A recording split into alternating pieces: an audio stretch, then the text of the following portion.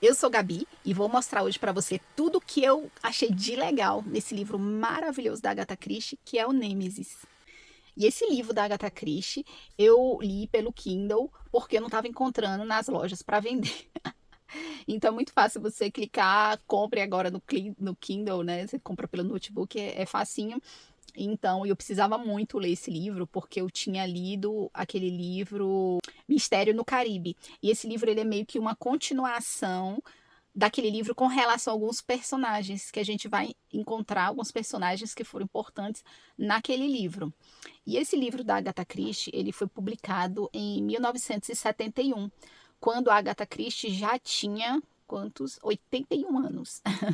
Ela viria a morrer 5 anos depois da publicação desse livro. Então, realmente é tipo o final do final do final da carreira da Agatha Christie. E por isso mesmo, ele é um livro fenomenal, porque ela condensa tudo o que ela já tinha aprendido durante todos aqueles anos anteriores, tudo que ela já tinha guardado de conhecimento dos anos anteriores.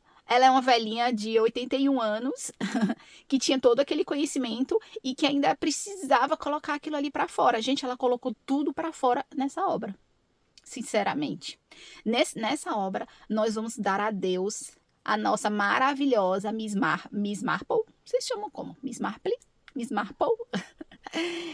E, infelizmente, a gente vai dar o adeus aqui a Miss Marple, porque ela não vai produzir outros livros posteriormente com a Miss Marple aqui como sendo ali a única detetive, né? Até porque ela já tá realmente no fim da vida, são assim os últimos dos últimos livros dela, é esse daqui, como eu falei, condensando tudo meio que tudo que ela já conhecia nos outros livros. Então, esse livro aqui, ele é genial. E ele é genial também porque ele é super reflexivo. Não é assim, tem um caso. Não, gente, ela tem várias reflexões filosóficas, vários momentos que ela tira assim. Vamos pensar nisso daqui?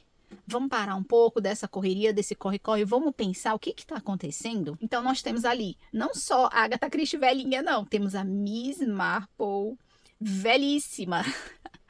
Tem coisa assim que ela já nem consegue mais fazer e ela destaca, descreve várias vezes. Olha, eu estou bem velhinha, tem muita coisa que eu não consigo fazer.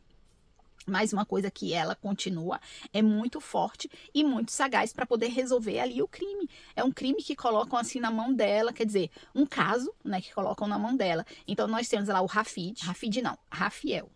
Então, o que que acontece? Vocês se lembram desse senhor Rafiel lá no livro do Mistério do Caribe?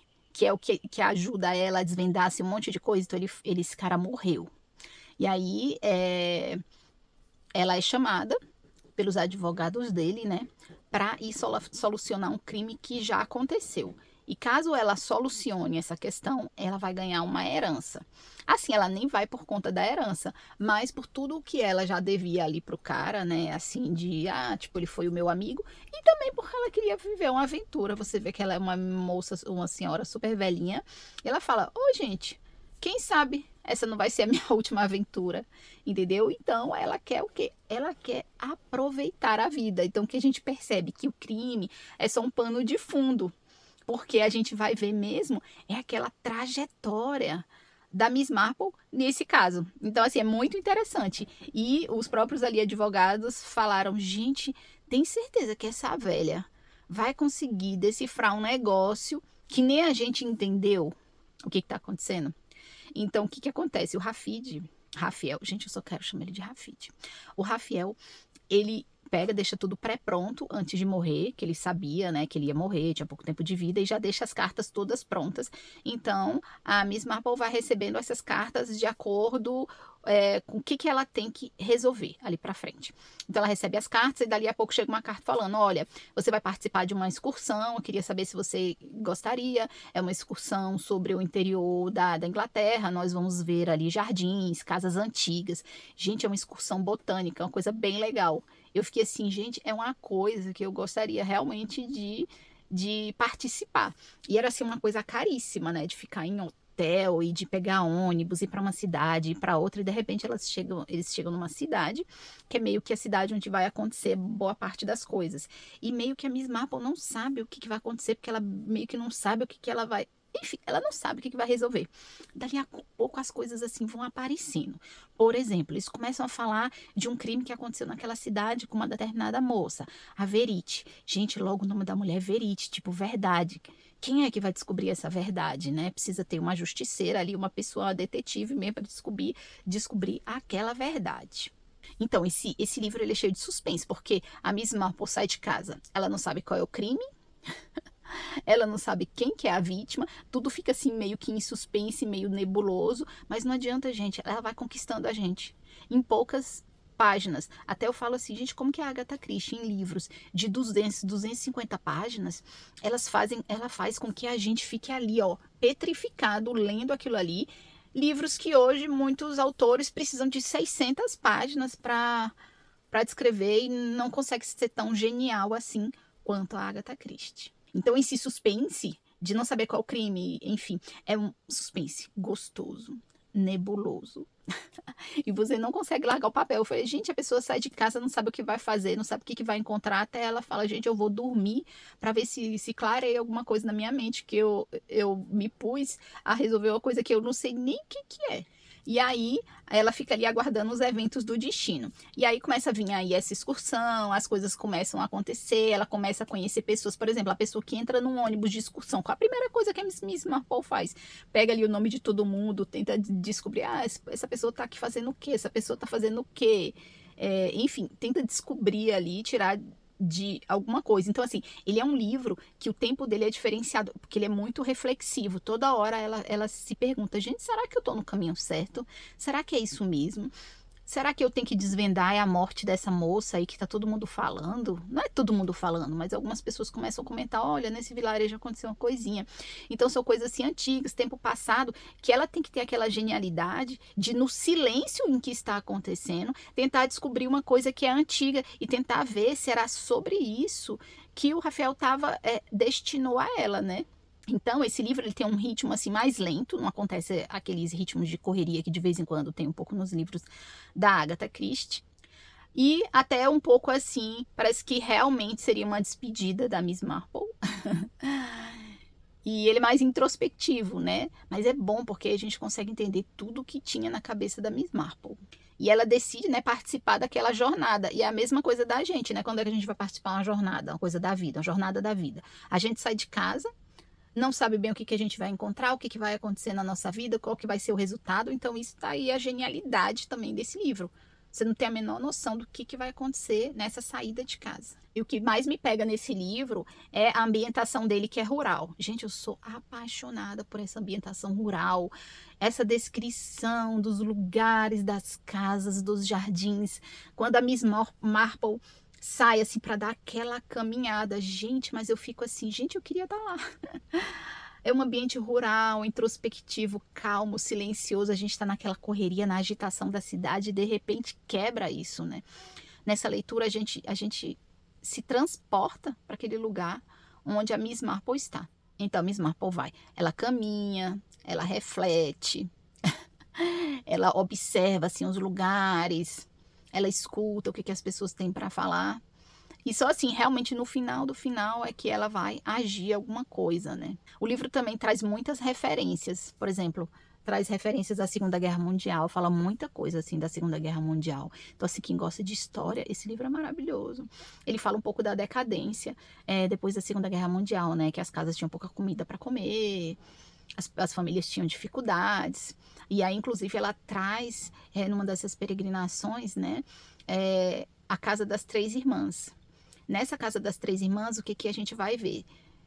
São três irmãs, convidam ela ali para passar 2 dias na casa, e ela observa, gente, essa casa está caindo aos pedaços. Isso aqui era um castelo, uma casa antiga, era tipo uma coisa de milhares de quartos. E todo mundo fala assim, ó, cuidado, eu desci as escadas, que você pode cair. Porque ela é uma velhinha, aí você fica esperando, meu Deus, será que vai mesmo, vão empurrar essa velhinha aqui das escadas?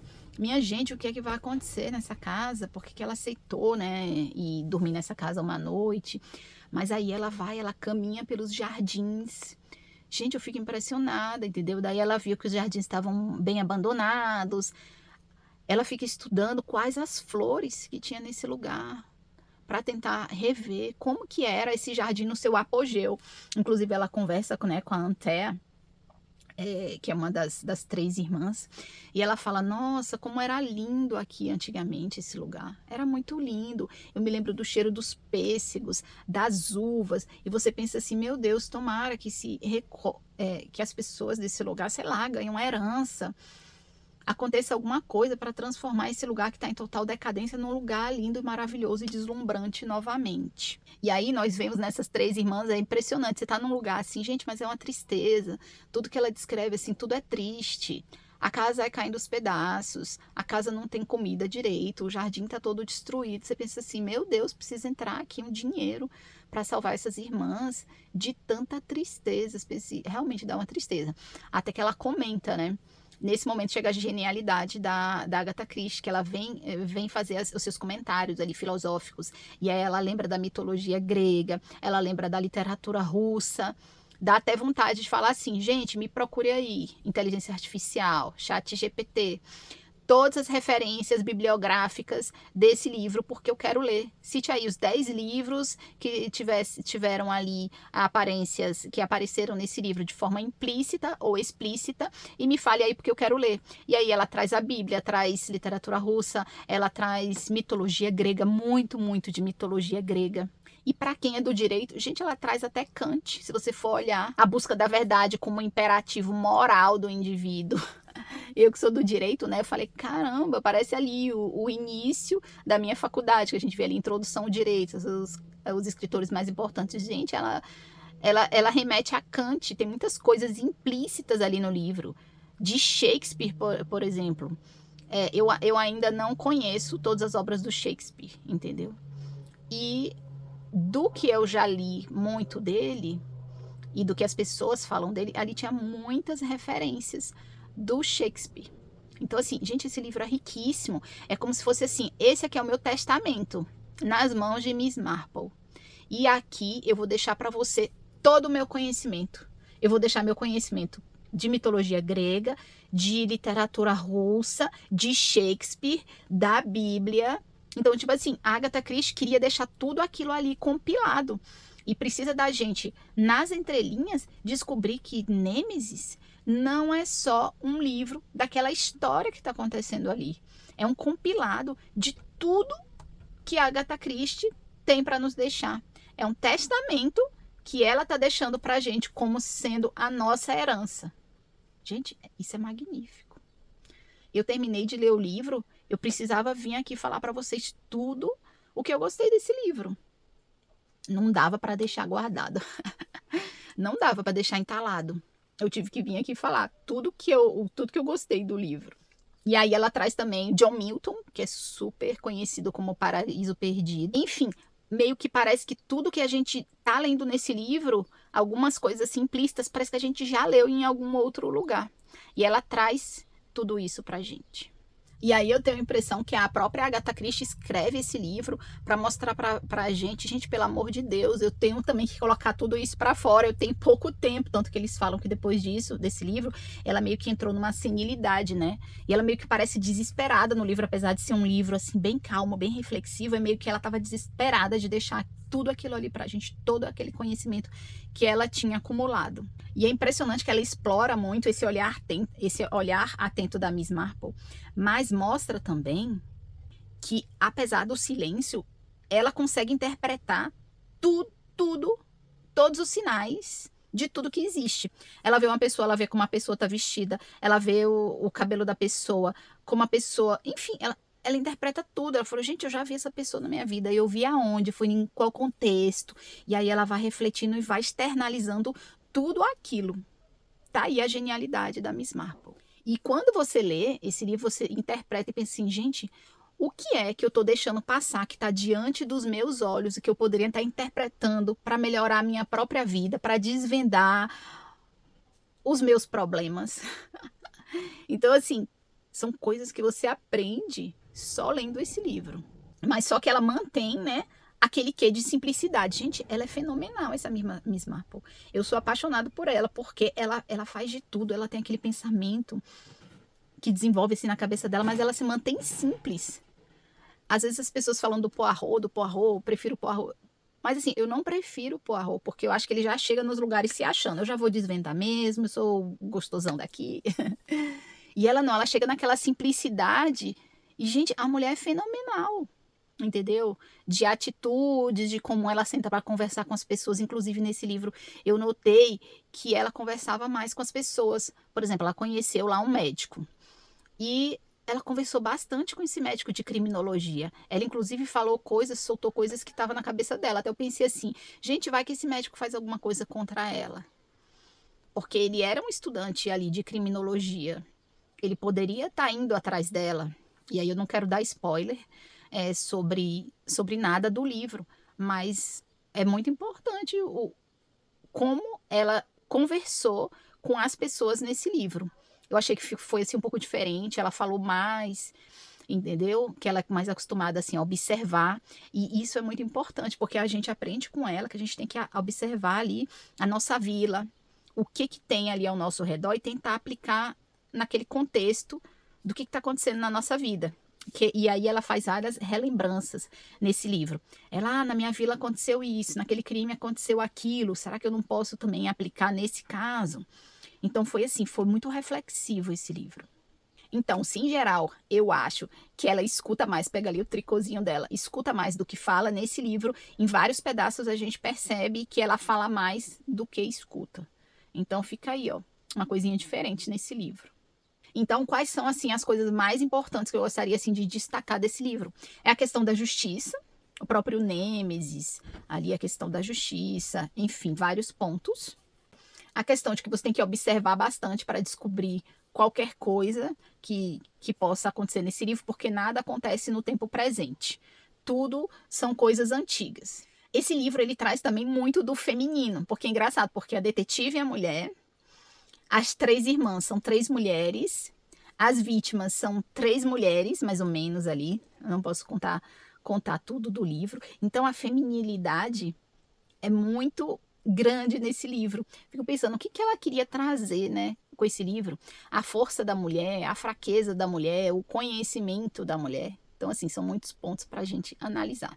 A questão também da viagem, né, que é uma excursão e é uma viagem de revelação. No final dessa jornada, ela tem que ver se ela vai conseguir ou não desvendar o caso e, se for o caso, ganhar uma boladona de grana que ela herdaria do falecido Rafael.